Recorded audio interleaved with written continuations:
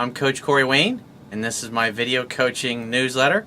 And the topic of this newsletter is going to be Do What's Right for You. I've got an email here from a viewer. He's obviously struggling with some quality of life issues. The woman who he ended up marrying, who he was with, I guess for 13 years, had 2 kids. He basically got wrapped up or involved in her business. And then all these years later, he's really, obviously, his marriage is in the process of ending. And he's met another girl who things were much better with.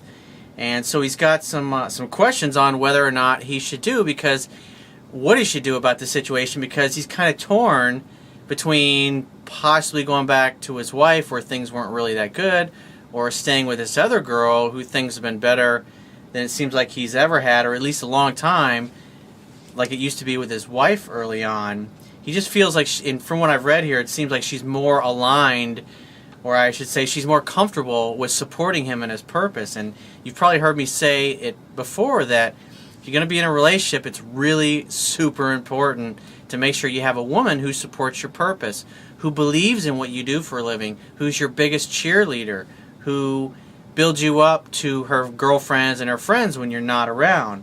And so I've got a couple quotes here that I want to share before we get into his email. This is really good. It's one about passions, and this is from Dennis Diderot. Only passions, great passions, can elevate the soul to great things. Remember what Steve Jobs said about that? When you're going to do your life's work, in order to do great work, the only way to do great work is to do something that you love. And when you look at people that build really amazing companies, it's because they have a passion for it. I mean, you look at some of the really successful companies of today, like Apple, like Amazon, and even like now Tesla Motors, which just had really great earnings. And what you have behind those, any company like that, or a Microsoft originally, you had a Bill Gates, is you typically usually have a visionary, and that person's usually somebody that has a real passion for their business. They really are completely dedicated, and their values, their goals, their heart is totally aligned with their purpose and their mission in life.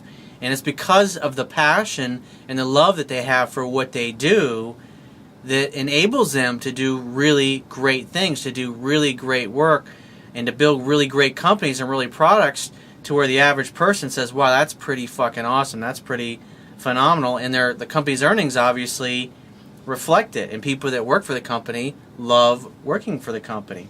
And the second quote I've got is a quote from Tony Robbins. And this is so true. As a life coach, I see this a lot.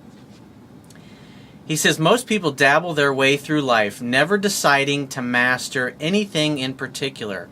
That's why it's so important. If you're going to choose, whatever it is you're going to choose to do with your life, you've got to make sure you choose to do something you have a passion for. Because repetition is the mother of skill. And if you're going to do something over and over, you might as well do something that you really love and you really have a passion for and you really enjoy. Because, I mean, let's face it, life and work is going to fill up a large majority of how you spend your time. And it's be a lot easier and a lot more enjoyable to go through life, to wake up in the morning and be excited about what you're going to do that day, as opposed to going, oh fuck, same shit, different day. I hate my job. I hate my life, which a lot of people do, but they're just not miserable enough to do anything about it. And so let's get to this viewer's email. He says, hey Corey, I've been checking out your video newsletters on YouTube. Very interesting. I'm 44 years old and I'm married for 13 years with 2 kids. As a child, I was physically and emotionally abused by my mother. And when my alcoholic father left at the age of 6, he says up until the time he left home at 15, he says, I've struggled with relationships and sex, impotence with women ever since. I got together with my wife. It's interesting, I did an article a while back about impotence, and it's like when you feel impotent in purpose in life as a man, when you feel like you're not living at your full potential, or that you're doing something just not really exciting, maybe you're kind of wrapped up in somebody else's business, somebody else's purpose, and it's not really your own. In a way, what's going to happen is you're not going to really feel successful as a man.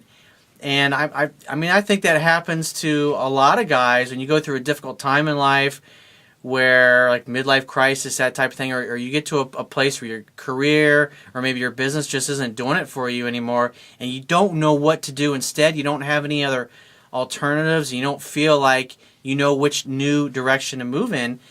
And a lot of times you kind of feel like you're in limbo. And if masculine energy is about purpose, drive, mission, succeeding, accomplishing, breaking through barriers, achieving goals, and if a guy is struggling to come up with something new and exciting that's emotionally compelling, he's going to feel like he has a hard time penetrating the world in essence, and it shows up in his body physically, and it will affect his sex life. It happened to me one time years ago with a girlfriend. I was going through a difficult time. I was making a difficult transition out of one business and into another, and I was filled with more certainty than I had ever been filled with in my life. And I remember just when it came to sex, my girlfriend, she was really horny at the time, and my mind was just like totally off somewhere else, and I just could not get into it because I needed to resolve what I needed to resolve with the business the decisions I was trying to make at the time. So he says, I got together, and obviously with what you're struggling with here, which we're going to get to in a second as we get deeper into your email here, it makes sense why it's showing up and it's causing you to be impotent at times. So he says, I got together with my wife, and I realized now that I was not ready for marriage emotionally, which resulted in a marriage with many fights and unhappiness, and also led to me to change my purpose and goals I had set for myself, and to join her fledgling business, growing it and making it very successful, albeit with a ton of stress and confusion. So you got involved in somebody else's dream. It wasn't really your own dream. So he says, 2 years ago, I was at a very low point in my life, very unhappy, no drive and no passion for anything, until I decided to get physically fit and take up my first love, music.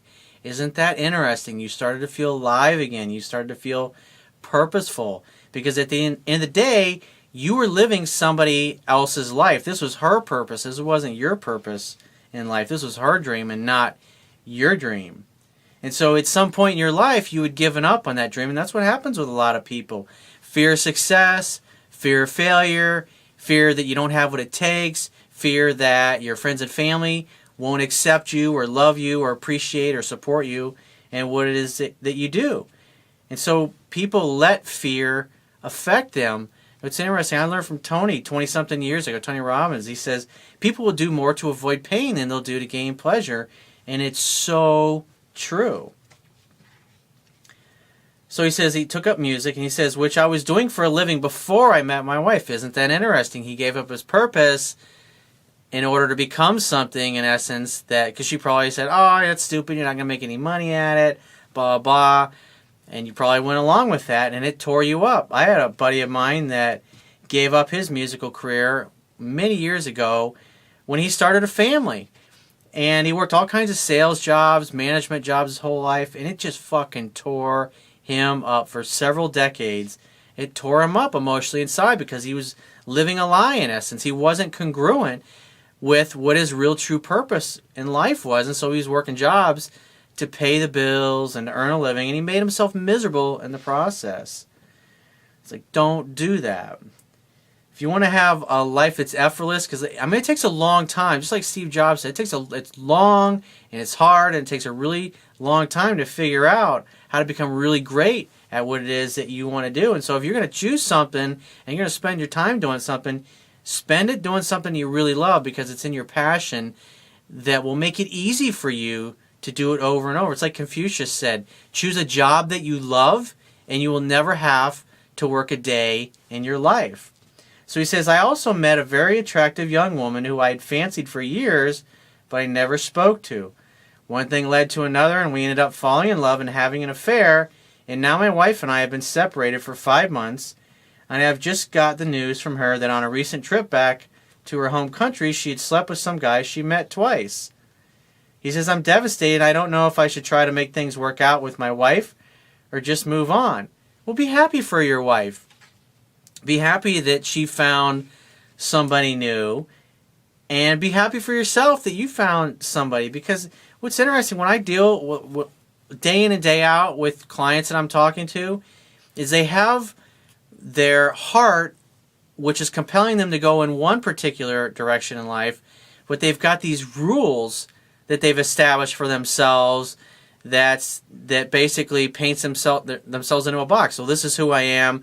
I'm part of this relationship, or I'm part of this business. And so you see that a lot. I mean, you see that politicians do that a lot. Like, you see one guy, he gets involved, he has an affair, really happily in love. It's always the love of his life. And then he decides to go back to his wife. And he's going to work it out. He's going to stay in it. And when it 9 times out of 10, what happens? 3 months, 4 months, 5 months, 6 months later, they finally end up getting a divorce. And what happens? That politician's back with the chick he was originally having the affair with. Why? Because his heart was in conflict with his rules that he had set up in his life. And so he started following with his rules. In other words, what he thought he should do instead of what his heart compelled him to do. And all it did was make himself miserable in the process. And at the end of the day, his heart ends up winning in the end.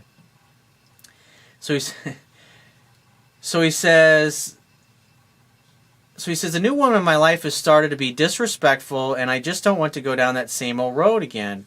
Well, obviously, if you're vacillating back and forth between going back to your wife and whether or not to stay with this new girl that you're with, obviously she's going to become bitchy because she's basically sitting on the sideline waiting for you to make a decision. And you got to remember, when a woman becomes bitchy, it's because usually she's hurt. She's emotionally upset. And obviously if she fears, I would think it'd be a natural fear for her to fear that you're going to go back to your wife, even though your wife is hooking up with somebody else. So he says, also my wife reminds me of my mother, and I have no desire to have sex with her. Even her smell turns me off. It's like, well, why would you want to go back to that? It's like, here's the thing. If you go back, guess what? All the things that turned you off, they're still there. They don't go away. And I learned this the hard way. And like I said, I know the struggle you're going through and wrestling with this because I've been in those situations. And like I was younger, I used to do a lot of things based upon what I believed I should do, or what friends and family or business partners thought that I should do, or that society thought that I should do. And as I got older and I got more comfortable following my heart, it's like those are the kinds of things that led me to get married when I was in my 20s, instead of having the balls to walk away and find what it was that I really wanted in somebody else. And so I experienced a lot of emotional pain and a lot of financial pain going through a divorce. It wasn't obviously a pleasant experience. I wouldn't want to wish that on anybody, but I learned from it. And I swore I would never do something again. I would never get married again unless I was 100% sure. And I've come close twice since then with 2 different women to getting married. But deep down, I knew I was like 97, 98% of the way there. But at the end of the day, it just didn't feel right. And looking back on it, I'm glad I didn't go ahead and take the plunge the second time, or with the second girl or the third girl after I'd been with my wife, because when as you get older and you have more life experience, you learn to mellow out a little bit, and you learn to, it's like there was the movie Lost in Translation. Bill Murray's character said this one time. He said, it's a great line in the movie. He's in bed with Scarlett Johansson, and he basically says, the older you get and the more you know who you are and what you want, the less you let things upset you. And so if I were you, follow your heart, move in that direction, because you're going to be happier. Why would you want to go back and do something that didn't work the first time, especially when you think and feel the same way? At the end of the day, you can't force your heart to feel something it doesn't feel. And if you really want to set yourself free and you really want to feel good, you got to learn to trust your heart. You got to learn to trust your intuition, even if it means you got to go through some difficult pain and some struggle in order to get to where you ultimately want to be. Because life's too short living somebody else's life and making yourself miserable.